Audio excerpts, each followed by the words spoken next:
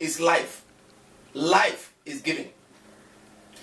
If you see a man that is poor in giving, it will reflect around him.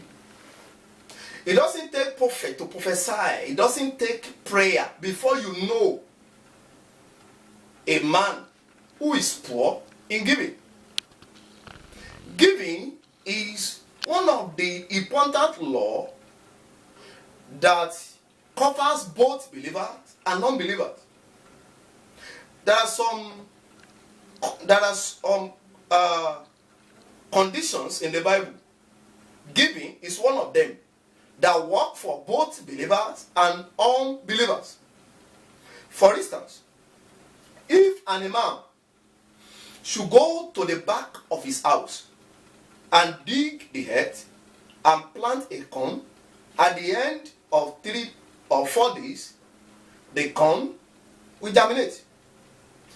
If a bishop should go to the back of his house and dig the earth and plant a corn, at the end of the 5th day, the corn will germinate. Which means both believer and non-believer are being governed under the law of giving. That is why when God will release rain falls upon both believers and non-believers. So if both believer and non-believer are enjoying the downpour, enjoying the rain all together, that means the law of giving and receiving is working for everybody. An armed robber, if an armed robber should give, he will receive, because it's a general law. If a wizard should give, he will receive, as far as the law of giving and receiving is concerned.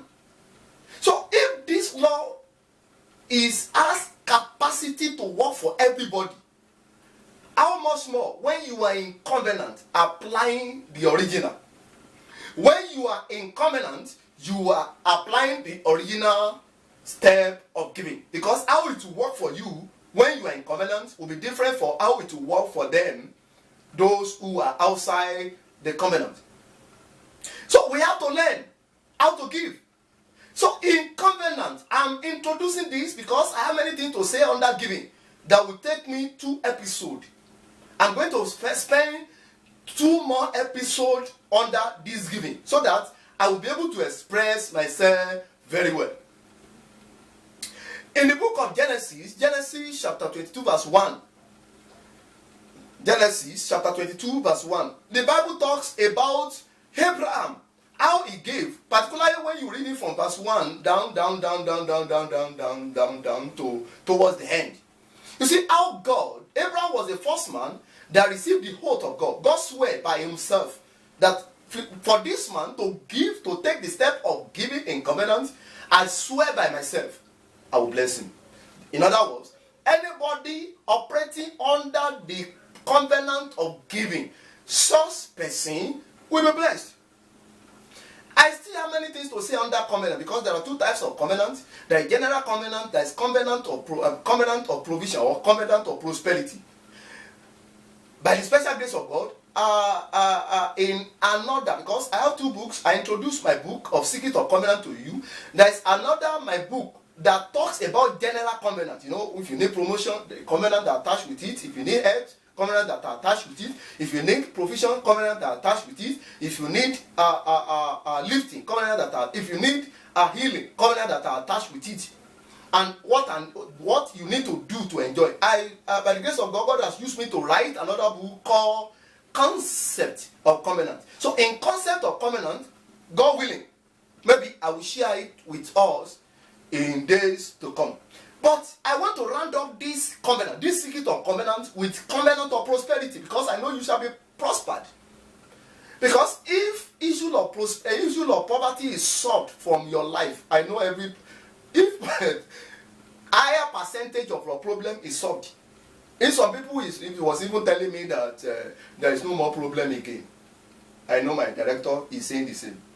Now, that is why I am using this 3 good episodes on covenant of prosperity. So what you need to do? I've told you the first thing you need to do if you want to enjoy covenant of prosperity, covenant in the real sense, is giving.